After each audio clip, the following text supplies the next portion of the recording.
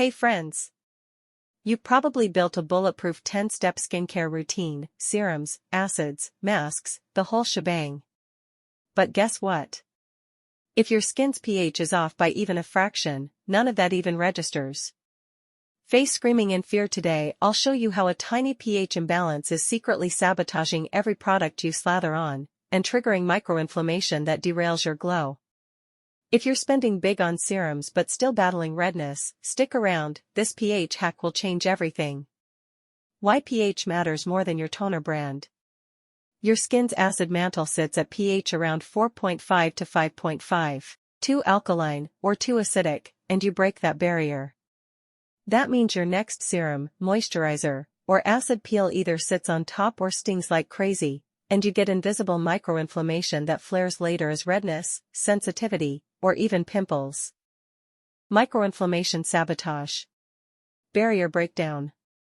Products penetrate too deeply or not at all.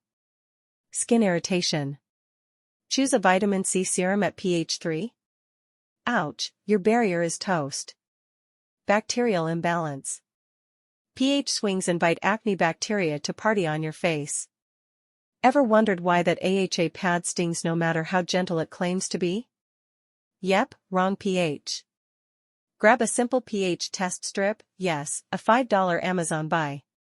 After cleansing, swipe your skin and read the strip. If you're above 6 or below 4, time to rebalance, then use a pH balanced toner, look for pH 5.0 on the label, or add a DIY apple cider vinegar toner, 1 part ACV, 10 parts water. Boom, you're back in acid magic land, and every product after this gets absorbed properly. So toss that random toner and test your pH tonight. Your entire routine depends on it. If this helped, smash that like, subscribe, and ring the bell for more unconventional skincare truths. Drop your pH strip results in the comments, let's see who's glowing.